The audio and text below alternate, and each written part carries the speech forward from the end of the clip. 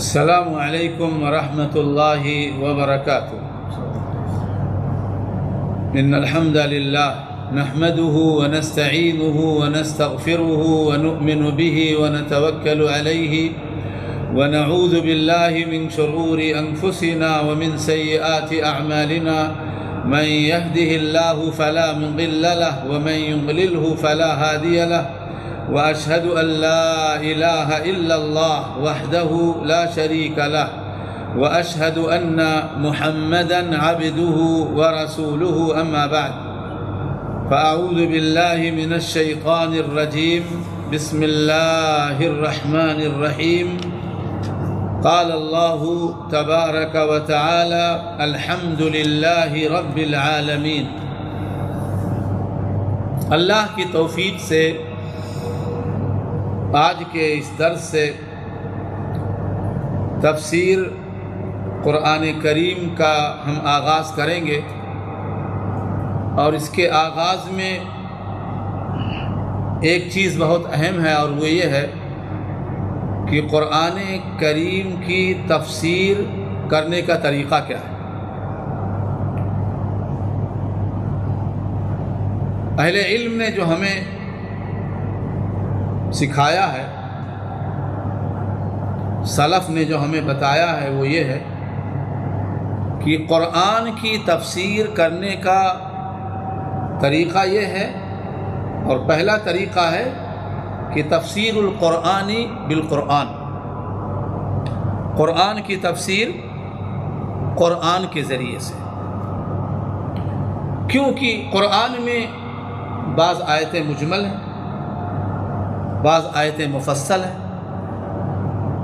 جی وحلم جرہ، تو ایک آیت دوسرے آیت کی تفسیر کرتی ہے۔ تو اب اگر اس انداز سے ممکن ہو کسی آیت کی تفسیر کرنا، تو سب سے پہلا طریقہ کیا ہے؟ قرآن کی تفسیر قرآن سے۔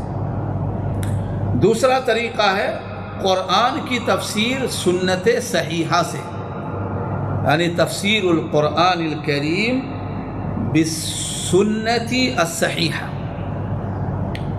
صحیح اور ثابت نبی صلی اللہ علیہ وسلم کی سنت کے ذریعے سے، اور نبی اکرم صلی اللہ علیہ وآلہ وسلم ہی مفسر قرآن ہیں، سب سے پہلے اور سب سے بڑے۔ قرآن کریم میں ہے لا تحرک به لسانک لتعجل به ان علینا جمعہ وقرآنہ فاذا قرأناہ فاتبع قرآنہ ثم ان علینا بیانہ۔ جب قرآن نازل ہوتا تو بشری تقاضے کے مطابق نبی اکرم صلی اللہ علیہ وسلم اپنی زبان کو تیزی کے ساتھ حرکت دینے لگتے۔ کیوں؟ تاکہ کوئی چیز رہ نہ جائے، کوئی چیز چھوٹ نہ جائے۔ تو اللہ تعالیٰ نے کہا لا تحرک به لسانک، آپ پریشان نہ ہوں، آپ اپنی زبان کو اس طرح حرکت نہ دیں۔ کیوں؟ لا تحرک به لسانک لتعجل به ان علینا جمعہ وقرآنہ، کیوں ہی قرآن کریم کا نازل کرنا بھی ہمارے ہی ذمہ، ہم ہی قرآن کو نازل کریں گے آپ کے اوپر، اور قرآن کریم کو آپ کے دل کے اندر جمع کر دینا بھی ہماری ہی ذمہ داری ہے، کوئی چیز چھوٹنے والی نہیں، سب ہم آپ کے دل میں اتار دیں گے، آپ کو پریشان ہونے کی ضرورت نہیں، نہ زبان کو جلدی جلدی ہلانے کی ضرورت ہے۔ لا تحرک به لسانک لتعجل به ان علینا جمعہ وقرآنہ فاذا قرأناہ، پھر جب ہم آپ کو اس کو پڑھا دیں فاتبع قرآنہ، تو پھر قرآن کی متابعت کیجیے، پڑھائے جانے کے بعد اس کو پڑھیے با، اس کا مراجعہ کیجیے۔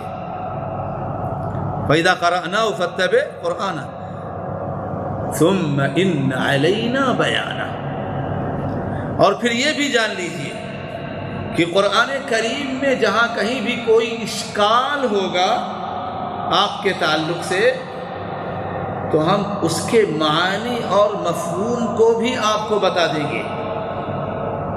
اللہ جانتا ہے کہ نہیں جانتا؟ اللہ جانتا ہے کہ نبی اکرم صلی اللہ علیہ وسلم کے لیے کہاں مشکل پیدا ہو سکتی ہے، تو اللہ نے کہا کہ اس کا معنی اور مفہوم بھی آپ کو بتا دینا، سمجھا دینا میری ہی ذمہ داری ہے، لہذا آپ کو پریشان ہونے کی ضرورت نہیں۔ اسی لیے اہل علم نے کہا تفسیر القرآن بالسنہ الصحیحہ، قرآن کی تفسیر سنہ اور صحیحہ کے ذریعے سے۔ اس سے ایک چیز اور معلوم ہوتی ہے، اور وہ کیا ہے؟ جہاں قرآن وحی ہے وہیں سنت بھی وحی ہے، وہیں سنت بھی وحی ہے۔ اسی لیے قرآن کریم میں جگہ جگہ یہ آیات ہیں کہ اللہ نے کتاب اتارا اور اسی کے ساتھ حکمت بھی اتارا۔ تو کتاب سے مراد قرآن اور حکمت سے مراد سنت، حکمت سے مراد سنت۔ اور جو آیت میں نے قیامہ کی ذکر کی ہے، سورۃ القیامہ کی، اس آیت میں کیا معنی ہے؟ ثم ان علینا بیانا، یعنی اے اللہ کے نبی صلی اللہ علیہ وآلہ وسلم، قرآن جہاں ہم آپ کے اوپر اتار رہے ہیں اس کے معانی کو بھی ہم آپ کے اوپر اتاریں گے، یہ ہماری ذمہ داری۔ اب جو نبی صلی اللہ علیہ وسلم قرآن کی تفسیر میں دین بیان کر رہے ہیں، اور احادیث قرآن کی تفسیر ہے، احادیث قرآن کی تفسیر ہے، تو یہ قرآن وحی ہے، اور وحی ثانی کیا ہے؟ سنت ہے۔ اور وحی، دونوں وحیوں میں فرق کیا ہے؟ فرق یہ ہے کہ ایک وحی متلو ہے اور دوسرا وحی غیر متلو ہے۔ ایک وحی کی تلاوت کر کے بندہ اللہ کی عبادت کرتا ہے اور وہ قرآن ہے، اور قرآن کی تلاوت کے بڑے فضائل ہیں، آپ کو معلوم ہوگا۔ ایک حدیث کی طرف میں اشارہ کر دوں، نبی اکرم صلی اللہ علیہ وسلم نے فرمایا کہ من قرأ حرفا من کتاب اللہ فلہ بہ حسنۃ والحسنۃ بعشر امثالها لا اقول الف لام میم حرف ولكن اقول الف حرف ولام حرف ومیم حرف، یعنی جس نے قرآن کا ایک حرف پڑھا واجبی طور پر اسے ایک نیکی ملنی چاہیے، لیکن اللہ کا فضل و احسان ہے کہ اللہ ایک کو 10 کر کے دیتا ہے۔ اسی لیے نبی صلی اللہ علیہ وسلم نے کہا میں یہ نہیں کہتا کہ الف لام میم ایک حرف ہے، بلکہ میں تو یہ کہتا ہوں کہ الف لام میم 3 حرف ہیں، الف حرف ولام حرف ومیم حرف۔ اب کسی انسان کو کسی دن صرف اتنی ہی توفیق ملی کہ وہ پڑھ لے الف لام میم، تو اسے 30 نیکیاں ملی، وہ 30 نیکیوں کا مستحق ہوا۔ اب غور کیجئے، جس نے 1 صفحہ پڑھا اس کا کتنا ہوگا، 2 صفحہ پڑھا اس نے کتنا ہوگا، جس نے پورا 1 پارہ پڑھا اس نے کتنی نیکیاں کمائیں۔ اب یہ ہے جو بڑھ کر خود اٹھا لے، ہاتھ میں مینا اسی کا ہے، جس نے جتنی کوشش کی اتنا فائدہ پایا۔ اور اللہ کے نبی صلی اللہ علیہ وسلم نے اس پر مزید کہا اقرأوا القرآن فإنه يأتي يوم القيامة شفيعا لأصحابه، لوگوں قرآن پڑھتے رہو، کیونکہ قرآن پڑھنے والے کے لیے قرآن قیامت کے دن سفارشی بن کر کے آئے گا۔ اور ایک حدیث میں نبی صلی اللہ علیہ وسلم نے فرمایا اس کی شفاعت قبول کی جائے گی، تو کہاں جائے گا وہ؟ جنت، جو ہر مومن کی تمنا اور خواہش ہے۔ تو یہ آج کے تعلق سے پہلی چیز تھی، بلکہ اس میں اور چیز۔ ثم تیسری چیز کیا ہے؟ تفسیر القرآن باقوال الصحابہ، قرآن کی تفسیر اقوال صحابہ کی روشنی میں۔ صحابہ کون؟ صحابی کہتے ہیں جس نے نبی صلی اللہ علیہ وسلم کو ایمان کی حالت میں دیکھا اور ایمان ہی کی حالت ہی میں اس کی وفات ہوئی، اسے صحابی کہتے ہیں۔ اسے یہ سب سے عظیم جو ہے تعریف ہے، اس تعریف میں ذرہ برابر کوئی خلل نہیں۔ جس نے نبی کو ایمان کی حالت میں دیکھا اور ایمان ہی کی حالت میں اس کی وفات ہوئی، یعنی مرتد نہیں ہوا، تو وہ کیا ہے؟ صحابیت۔ صحابیت ایک ایسی فضیلت ہے جس فضیلت کا مقابلہ کائنات میں کسی بھی عمل میں نہیں ہے، کسی بھی عمل میں نہیں ہے۔ دوسری چیز، اللہ کے نبی صلی اللہ علیہ وسلم کے ماننے والوں، جب قرآن کی تفسیر اقوال صحابہ، کیوں؟ اس لیے کہ صحابہ ہی وہ ہیں جنہوں نے نبی کو دیکھا، ان کے سامنے زانوی تلمس طے کیا، یعنی ان کے شاگرد بنے، ان کی زبان سے قرآن سنی، ان کے زبان سے تفسیر سنی، ان کو عمل کرتے ہوئے دیکھا اور ان کو دیکھنے کا شرف حاصل ہوا، اور جو رمز شناس بنے اپنے نبی صلی اللہ علیہ وسلم کے۔ تو دین کو سب سے صحیح معنوں میں جاننے والے اور سمجھنے والے کون ہیں؟ صحابہ کرام۔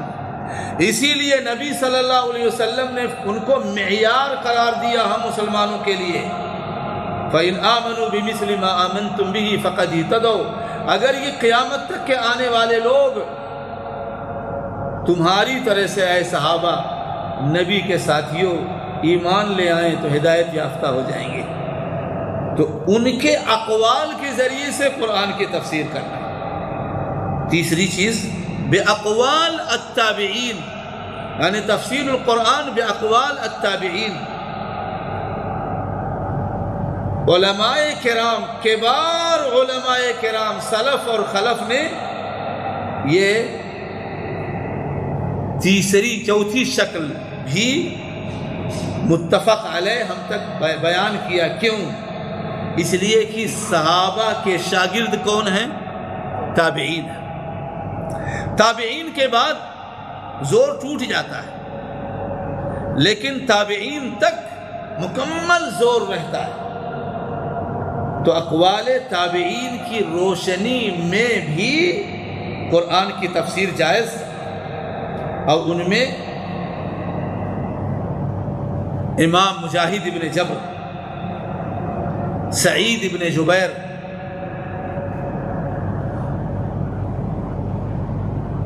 اور اکرمہ مولا ابن عباس، اور حسن بصری، اور سعید ابن مسیب، اور عطا ابن ابی رباح، اور ان کے علاوہ دوسرے عظماء امت تابعین میں سے جن کی تفسیریں لی گئی ہیں، علماء مفسرین نے ذکر کی ہیں۔ اور اس سلسلے میں سب سے عظیم تفسیر کی کتاب جو تفسیر بالمأثور کہی جاتی ہے، وہ ہے امام طبری رحمۃ اللہ علیہ کی تفسیر الطبری۔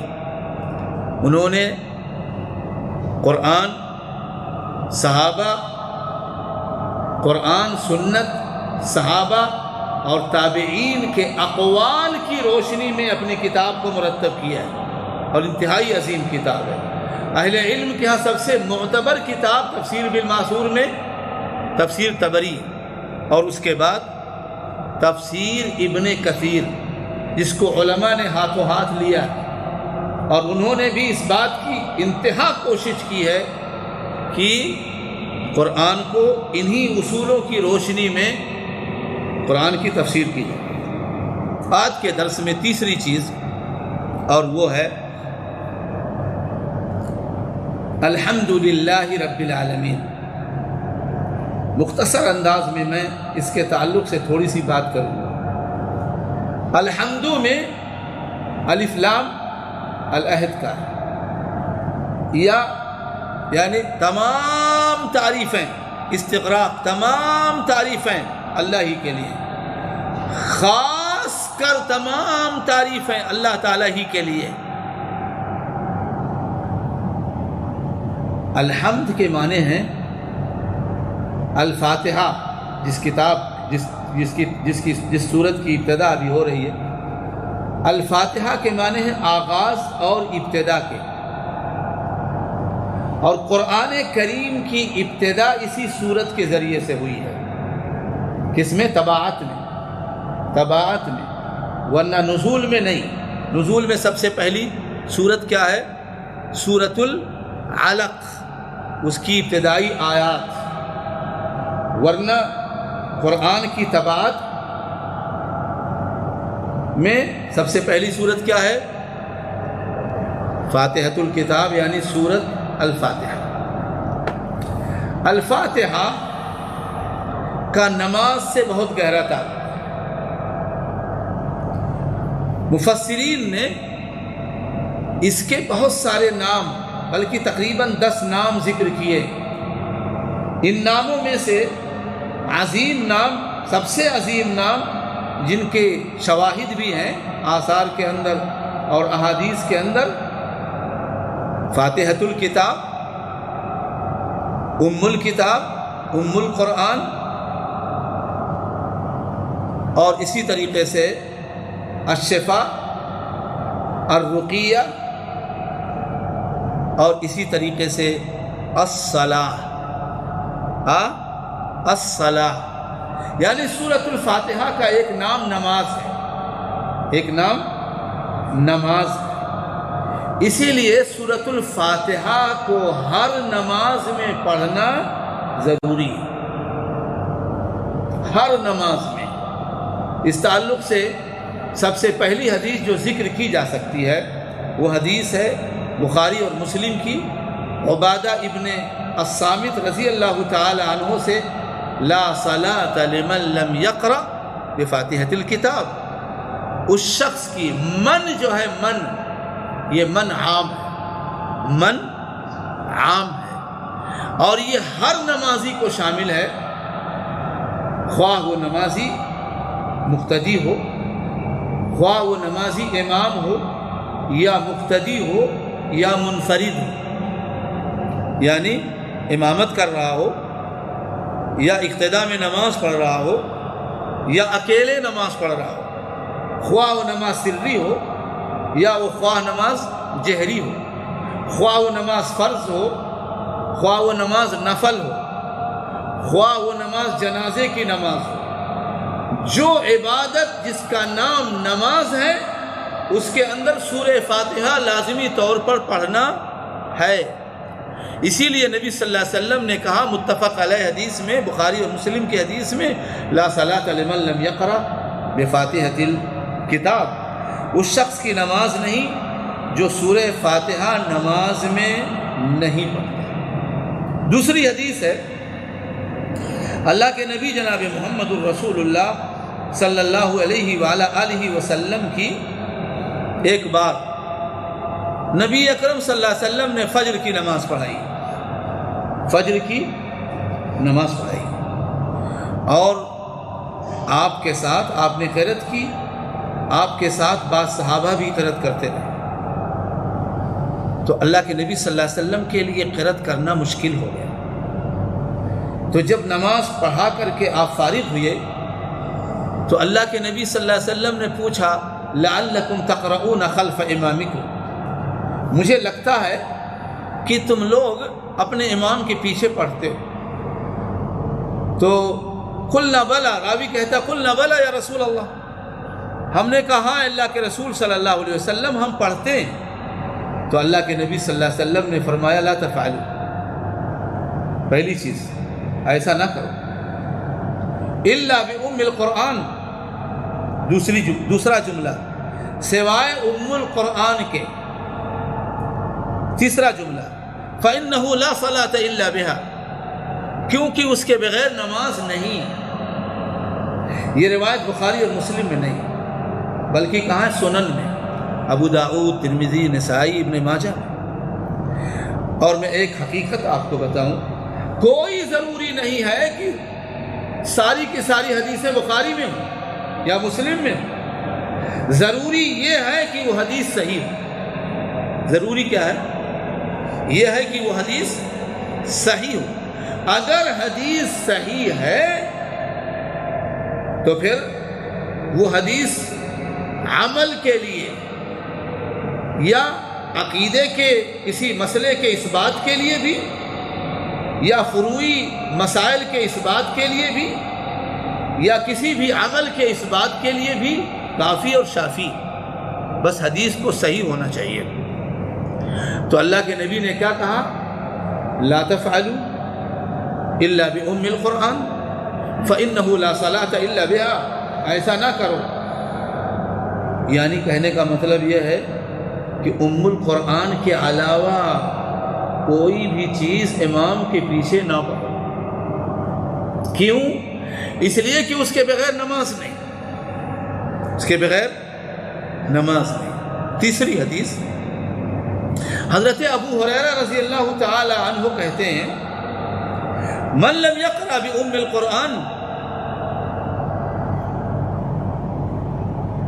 حضرت ابو ہریرہ کی حدیث، اللہ کے نبی صلی اللہ علیہ وسلم کہتے ہیں من صلی صلاة لم یقرأ فیہا بأم القرآن، جس نے کوئی نماز پڑھی، اور ساری حدیثوں میں من آ رہا ہے، من اور منع عمومیت کے لیے، اور سب میں سورہ فاتحہ کے نام کے ساتھ۔ جس نے نماز پڑھی اس میں سورۃ الفاتحہ نہیں پڑھا تو اس کی نماز ناقص ہے، ناقص ہے۔ فہی خداج فہی خداج فہی خداج، تو وہ ناقص ہے، ناقص ہے، ناقص ہے، رواہ مسلم۔ بلکہ حدیث اور بھی کہا، راوی نے کہا یا سامعین میں کسی نے کہا انا نکون وراء الامام، ہم امام کے پیچھے ہوتے ہیں، تب پھر کیا کریں؟ تو کہا اقرأ بها فی نفسک، اقرأ بها فی نفسک۔ کس نے کہا؟ حضرت ابو ہریرہ رضی اللہ تعالی عنہ نے۔ یہ حدیث مسلم کے اندر ہے، یہ حدیث مسلم کے اندر ہے۔ اور کائنات کا کوئی بھی عالم یہ نہیں کہتا کہ امام آواز سے سورہ فاتحہ کی یا قرأت کوئی بھی کر رہا ہے اور پیچھے والے مقتدی آواز سے قرأت کریں، بلکہ ان کے لیے ایسے ہی پڑھنا ہے جیسے کہ وہ پڑھتے ہیں سبحان ربی الاعلیٰ اور سبحان ربی العظیم، یا تشہد کی دعائیں یا اور دوسری دعائیں، ایسے ہی اس کو بھی پڑھنا ہے، ایسے ہی اس کو بھی پڑھنا ہے۔ تیسری اور آخری حدیث میں پڑھوں اور اس کے بعد 2 جملے اور کہوں گا۔ چوتھی حدیث، اللہ کے نبی جناب محمد الرسول اللہ صلی اللہ علیہ وسلم کی یہ حدیث بھی مسلم کے اندر ہے۔ یہ حدیث میں نے اس میں پورا جملہ نہیں لکھا ہوا ہے، شروع کا جملہ لکھا ہوا ہے۔ نبی صلی اللہ علیہ وسلم نے فرمایا، مسلم کی حدیث میں ابو ہریرہ راوی ہے، کہا قسمت الصلاۃ بینی و بین عبدی نصفین، میں نے صلاۃ کو اپنے اور اپنے بندوں کے درمیان آدھا آدھا تقسیم کر دیا، آدھا آدھا تقسیم کر دیا۔ صلاۃ سے مراد کیا ہے؟ نماز۔ میں نے ابھی ذکر کیا کہ سورۃ الفاتحہ کا ایک نام کیا ہے؟ نماز بھی۔ اب اسی حدیث کو دیکھیں، آپ غور کر لیں خود ہی، قسمت الصلاۃ بینی و بین عبدی نصفین، میں نے نماز کو اپنے اور اپنے بندوں کے درمیان آدھا آدھا تقسیم کر دیا۔ فَإِذَا قَالَ عَبْدِي، پھر جب میرے بندے نے کہا الحمدللہ رب العالمین، تو اللہ تعالیٰ نے کہا حمدنی عبدی، بندہ نماز میں، اور بندے نے کہا الحمدللہ رب العالمین، تو اللہ جواب دیتے ہیں حمدنی عبدی، میرے بندے نے میری تعریف بیان کی، میرے بندے نے میری تعریف بیان کی۔ پھر جب بندے نے کہا الرحمن الرحیم، تو بندے نے، اللہ تعالیٰ کیا کہتے ہیں؟ قال اللہ تعالی اثنى علی عبدی، اثنى علی عبدی، بندے نے میری خوبی بیان کی، بندے نے میری ثنا بیان کی۔ پھر جب بندے نے کہا مالکی یوم الدین، تو قال اللہ تعالی مجدنی عبدی، بندے نے میری بزرگی بیان کی، میری بڑائی بیان کی، بزرگی بیان کی، مجدنی عبدی۔ پھر جب بندے نے کہا ایاک نعبد و ایاک نستعین، تو اللہ تعالیٰ نے کہا قال اللہ تعالی ھذا لعبدی ولعبدی ما سأل، ھذا لعبدی ولعبدی ما سأل، یہ میرے بندے کے لیے ہے اور میرے بندے کے لیے وہ کچھ ہے جس کا اس نے سوال کیا۔ پھر جب بندے نے کہا اہدنا الصراط المستقیم صراط الذین انعمت علیہم غیر المغضوب علیہم ولا الضالین، تو اللہ تعالیٰ نے کہا ھذا لعبدی ولعبدی ما سأل، رواہ مسلم، یہ میرے بندے کے لیے ہے اور میرے بندے کے لیے وہ کچھ ہے جس کا اس نے سوال کیا۔ تو آدھی صورت اللہ کی تعریف، اللہ کی بزرگی، اللہ تعالیٰ کی ثنا، اللہ تعالیٰ کی کبریائی کے تعلق سے ہے، اور آدھی صورت اللہ تعالیٰ سے سوال اور اس کے رحمات اور برکات کے تعلق سے ہے۔ عظیم ہے یہ حدیث اور عظیم ہے سورۃ فاتحہ کے اس بات کے لیے، لہذا میرے بھائیوں ہمیں سورۃ الفاتحہ نماز میں ضرور پڑھنا چاہیے۔ اس کے مقابل میں جو چیزیں لائی جاتی ہیں، یعنی فَإِذَا قُرِئَ الْقُرْآنُ فَاسْتَمِعُوا لَهُ وَأَنصِتُوا، جب قرآن پڑھا جائے تو سنو اور خاموش رہو، یا فَإِذَا قَرَأَ فَانصِتُوا، جب وہ پڑھے یعنی قاری امام تو خاموش رہو۔ اس کا مطلب کیا؟ اس کا مطلب یہ ہے سورۃ الفاتحہ کے علاوہ جو چیز امام پڑھے، چھوٹی صورت بڑی صورت آیات، غور سے سنو اور خاموش رہو، لیکن سورۃ الفاتحہ ضرور پڑھو، کیونکہ قرآن ابھی میں نے ذکر کیا آپ کے سامنے، قرآن کا مفسر اعظم کون ہے؟ نبی صلی اللہ علیہ وسلم۔ اور قرآن احادیث کسے کہتے ہیں؟ نبی صلی اللہ علیہ وسلم کی پاک زبان سے نکلے ہوئے الفاظ۔ حدیث کا اطلاق یاد رکھیں 3 چیزوں پر ہوتا ہے، قولی، فعلی اور تقریری، آپ کے قول، آپ کے عمل اور آپ کی تقریر، یہی سنت ہے اور اسی پر ہمیں عمل کرنا ہے، اور اسی پر عمل کر کے بندے کو جنت ملنے والی ہے۔ تو سب سے خاص حکم نماز کے تعلق سے اللہ تعالیٰ کی طرف سے جو ہے وہ ہے سورۃ الفاتحہ کا پڑھنا، سورۃ الفاتحہ کا پڑھنا۔ میں ایک معمولی سا حوالہ اور دے دوں، آپ جانتے ہوں گے عبد القادر جیلانی رحمۃ اللہ علیہ کو، آپ نے سنا ہوگا معین الدین چشتی کا نام۔ عبد القادر جیلانی، ان کی کتاب ہے غنیۃ الطالبین، یہ کسی اور نے نہیں لکھا، انہوں نے ہی اس کی تالیف کی ہے، عربی میں ہے۔ وہ اپنی کتاب کے اندر سورۃ الفاتحہ کے پڑھنے کو رکن اعظم صاحب کہتے ہیں۔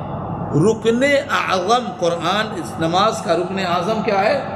سورۃ الفاتحہ، جس کے بغیر نماز نہیں۔ معین الدین چشتی بھی، ان کو بھی اسی سلسلے میں لوگوں نے لگا رکھا ہے، جبکہ دونوں کا اس سے تعلق نہیں، بدعت و خرافات اور شرک سے۔ معین الدین چشتی بابا غریب نواز کہے جاتے ہیں۔ لوگ کہتے ہیں کہ اجمیر میں ان کی قبر ہے۔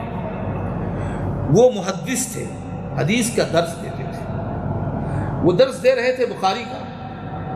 ان کے شاگردوں میں سے کسی نے سنا تھا کہیں ان یقرأ ففی فمہ جمرہ، جس نے سورہ فاتحہ پڑھا اس کے منہ میں انگارہ ہوگا قیامت کے دن۔ تو جانتے ہیں انہوں نے کیا کہا؟ انہوں نے اس سے جدال نہیں کیا، انہوں نے ایک جملہ کہا، بس کہا انا احب ان تکون جمرۃ فی فمی یوم القیامہ، میں اس بات کو پسند کروں گا کہ قیامت کے دن میرے منہ میں انگارہ ہو، لیکن لا احب ان یقال لی لا صلاۃ لک، لیکن میں اس بات کو کبھی نہیں پسند کروں گا کہ قیامت کے دن مجھ سے کہہ دیا جائے کہ تو نے تو نماز نہیں پڑھی ہے معین الدین، تو میرے پاس کس لیے آیا؟ تو احتیاط اسی میں ہے کہ سورہ فاتحہ ضرور پڑھیں، پڑھنے میں بھلائی ہے، نہ پڑھنے میں مشکلات ہیں، بس اتنا ہی بھی۔ اسی لیے امام ابو حنیفہ رحمۃ اللہ علیہ کے شاگرد رشید، ثانی شاگرد رشید، پہلے نمبر پر تو امام ابو یوسف قاضی ابو یوسف ہیں، دوسرے نمبر پر محمد بن الحسن الشیبانی رحمۃ اللہ علیہ، انہوں نے اپنی کتاب موطا امام محمد کے اندر جس کتاب کی حدیثوں کو انہوں نے امام مالک سے لیا ہے اپنے امام کے انتقال کے بعد، اس میں انہوں نے یہی حدیث ذکر کی ہے، مسلم کی حدیث ذکر کی جس میں ہے فہی خداج خداج خداج، تو وہ کہتے ہیں یہ کہنا غلط ہے کہ نماز نہیں ہوتی، لیکن یہ بات ہے کہ نماز ناقص ہوتی ہے۔ عجیب بات ہے کہ نہیں؟ اگر ہمیں پتہ ہے کہ نماز ناقص ہوتی ہے تو ہمیں ناقص قبول کرنا چاہیے؟ نہیں۔ دوسری چیز یہ کہ انہوں نے اپنے امام سے 2 قول ذکر کیے، 2 قول۔ ایک قول وہ ہے جو آج بھی سکہ رائج الوقت کے طور پر پوری دنیا میں رائج ہے کہ نہ سری میں پڑھو نہ جہری میں پڑھو، بلکہ خاموش رہو۔ ایک دلیل دی جاتی ہے قراءۃ الامام قراءۃ اللہ، امام کی قرأت مقتدی کی قرأت، تو امام صاحب کا ایک قول یہ ہے کہ سری میں بھی نہ سری میں نہ جہری میں، لیکن دوسرا قول احتیاط کا ہے، اور اس قول کو بھی ان کے شاگرد رشید ہی ذکر کرتے ہیں جن کا بہت بڑا اور عظیم دخل ہے مذہب حنفیہ کے نشر و اشاعت میں۔ جتنی بھی کتابیں قدیم کتابیں لکھی گئی ہیں ساروں کا انتساب انہی کی طرف ہے تقریباً، بڑی بڑی عظیم کتابیں انہوں نے لکھی ہیں فقہ پر۔ تو احتیاط، امام صاحب کہتے ہیں کہ احتیاطاً سورہ فاتحہ ضرور پڑھ لینا چاہیے۔ کیوں؟ اس لیے کہ نبی صلی اللہ علیہ وسلم کی حدیث ہے بخاری اور مسلم کے اندر جس کے مقابل میں کوئی حدیث نہیں، لا صلاۃ لمن لم یقرأ بفاتحۃ الکتاب، اس شخص کی کوئی بھی نماز نہیں جو سورہ فاتحہ نماز میں نہیں پڑھتا، اس لیے احتیاطاً پڑھ لینا چاہیے۔ اللہ کی جناب میں دعا ہے رب کریم ہمارے دلوں میں اپنی محبت پیدا فرما دے، اپنی کتاب کی محبت پیدا فرما دے، اس کے پڑھنے، اس کے سمجھنے اور اس کے اصولوں پر چلنے کی توفیق عطا فرما۔ اللہ تعالی ہمیں دنیا میں جہاں بھی رکھ ایمان اور اسلام پر رکھ، جب ہمارا خاتمہ ہو ایمان اور اسلام پر ہو۔ اے اللہ ہم میں سے یا ہمارے والدین میں سے، عزیز و اقارب میں سے یا عام مسلمانوں میں سے اگر کوئی غلط راستے پر ہے اسے صحیح راستے پر لگا دے، اگر کوئی مریض ہے اسے صحت سے نواز دے، اگر کوئی فوت ہو گیا اس کی مغفرت فرما، اس کے گناہوں کو معاف فرما، اس کی نیکیوں کو قبول فرما اور اسے جنت میں جانے کا مستحق بنا دے۔ وآخر دعوانا عن الحمدللہ رب العالمین، جزاکم اللہ خیرا وأحسن الجزاء، شکرا لکم۔